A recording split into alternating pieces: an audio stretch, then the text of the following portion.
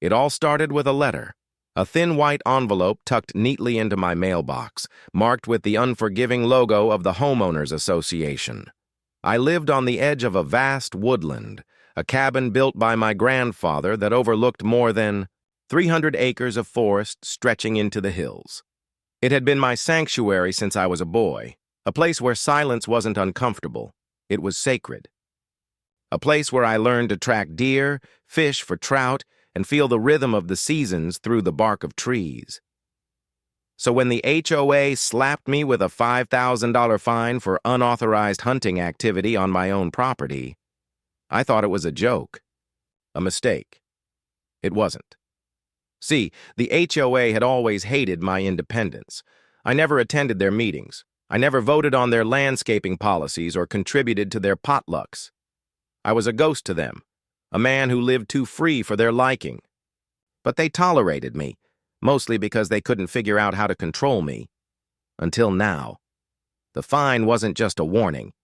It was a line in the sand. And I knew what they were trying to do. Use some twisted interpretation of zoning language to claim jurisdiction over the land my cabin sat on, land I had inherited long before the neighborhood was even built. They claimed my cabin was within their green belt. That meant, according to their interpretation, the woods were communal, shared space, and therefore subject to HOA regulation. I couldn't believe the arrogance. I spent days reviewing the maps, deeds, and land surveys. It was laughable. My land was private, always had been, but the HOA didn't care about facts. They cared about control. So I appealed. I went to one of their meetings, my first, and sat quietly in the back. The room was filled with smug faces and plastic smiles. Melinda Carlisle, the president, had an air of entitlement so thick it could suffocate a moose. She wore pearls and a power suit, like she was running a Fortune 500 company instead of managing mailbox colors and lawn heights. When I brought up the survey records, she waved them off like they were trash. "We believe in community cohesion," she said, "and your activities disrupt that." What she really meant was, you don't play by our rules and we don't like that. I left that meeting with a decision. I wasn't going to fight this from inside their twisted system. I was going to go bigger, much bigger. That's when the plan began. I started quietly purchasing land, parcels that wrapped around mine like a fortress wall, old homesteads, family, lots, even a retired Boy Scout camp. Some of it was cheap, especially if you knew which owners were desperate to sell. I formed 3 different LLCs and used each one to buy strategically, keeping my name off anything visible. Within 5 months, I had more than 2,100 acres, and that's when I played my first real move. I canceled the HOA's hiking path easement turns. Out years ago, the previous owners had signed a soft access agreement that allowed HOA residents to walk a trail that crossed a corner of my forest. They treated it like a public park. I shut it down overnight, had a forestry team come out and install posts, signs, and camouflaged trail cameras. The HOA exploded with fury, but they didn't even know what was coming next. I upgraded my security, night vision trail cameras, a new wireless gate, barbed wire fences across ATV paths. I posted my land with brand new, legally enforceable signage, private property, no trespassing, surveillance in use. Then I started hunting again. But this time, I made sure it was louder. I built a custom shooting bench on my back deck, practiced archery in full camo, let the neighbors see me carrying harvested game to my cabin. They called the sheriff, repeatedly. But the deputies knew me. They knew my history. And more importantly, they knew my property lines. Every time the HOA called, the deputy just confirmed. Yep, he's legal. I documented everything. Every call, every email, every absurd complaint about the sound of gunfire ruining our morning coffee. I was building my case because I knew where this was going. Then came the tipping point. One weekend, I hosted a few veterans for a quiet bow hunting retreat. Just a few friends, all licensed, all respectful. We had a great time. A fire pit, storytelling, The works. Monday morning, the HOA sent me a certified letter claiming I had hosted a paramilitary training camp in violation of community standards. That was it. That was the moment I decided. I'm not just going to defend my land. I'm going to own every inch of it and make sure they can never touch it again.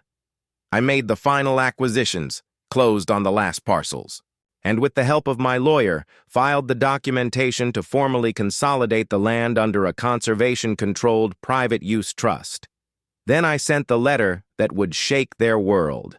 As of date, access to the forest land surrounding community name is hereby revoked for all HOA members.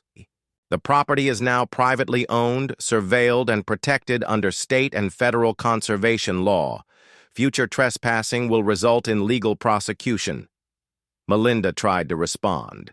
She sent threats, called town officials, tried to paint me as an extremist. But the law was on my side, and I was just getting started. The sound of my boots crunching through fallen leaves became a kind of meditation after everything that had happened. But peace was a luxury I hadn't had in weeks. Since the moment I sent that final certified letter to the HOA board, announcing my full acquisition of the 2,100-acre woodland, I had been preparing for war. Word spread like wildfire through the neighborhood. The HOA president, Melinda Carlisle, tried to pretend nothing had changed, but the signs posted at every trail entrance, creek bend, and wildlife crossing told another story. Private property. Trespassers will be prosecuted. For years, the HOA treated the woods like their extended backyard. Their kids roamed it freely, their dogs chased game across it, and every fall they fined me for hunting on it, even though the deed had my name on it, not theirs. Now, their arrogance had triggered the biggest backfire of their entitled lives. Morning after my letter, I woke to an angry swarm of HOA board members knocking at my cabin door. I didn't answer. Instead, I stood behind the reinforced window pane, watching them fume on my front steps. They waved a stack of documents, probably their version of the community charter, as if it had any authority over land they didn't own. My smile grew wider with every second. By noon, my lawyer, Ava Martinez, confirmed that every part of the acquisition was airtight. I'd purchased the surrounding parcels one by one under different LLCs just to keep them off the radar.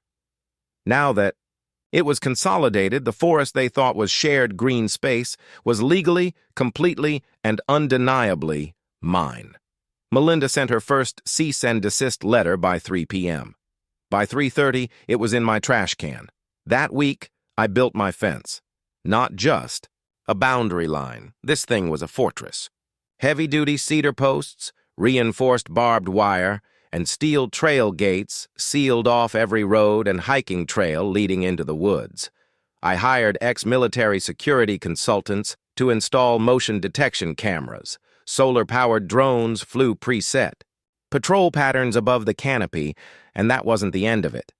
Melinda scheduled an emergency HOA meeting. She called it a community emergency response. Her idea of a solution?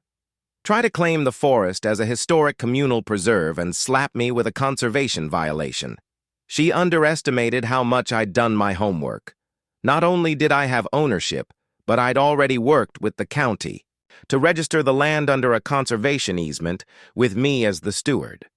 That meant I could enforce who had access, and the HOA had no legal claim whatsoever.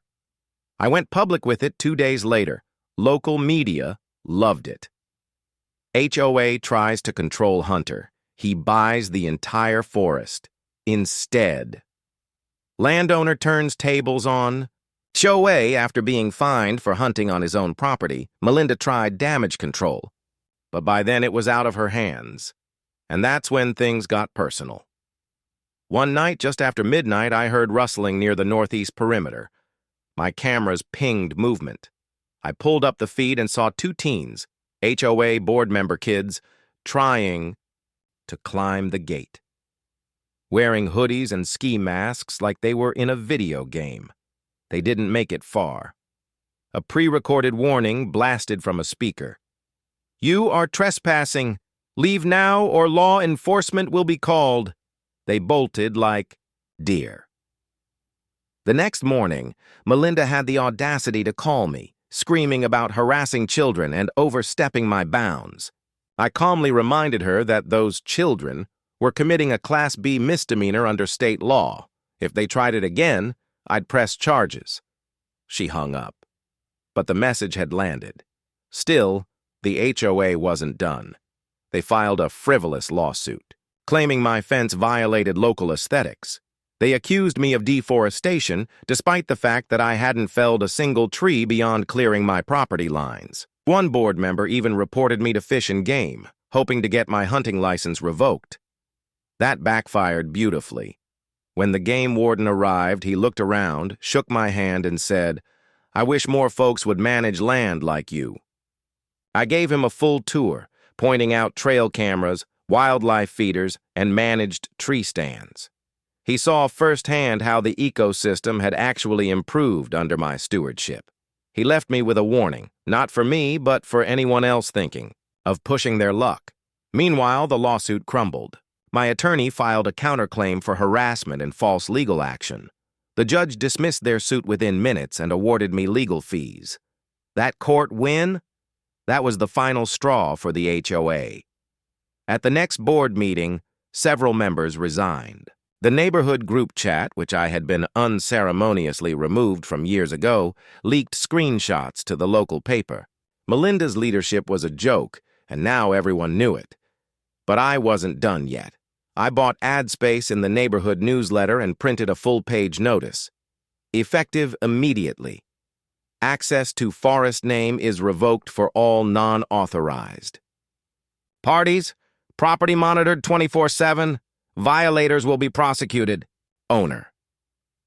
Then I launched a private membership program.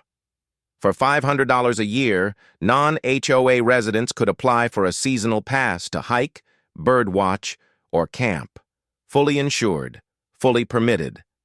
I built a parking lot, set up a digital check-in kiosk, and hired a part-time ranger to enforce rules. Melinda?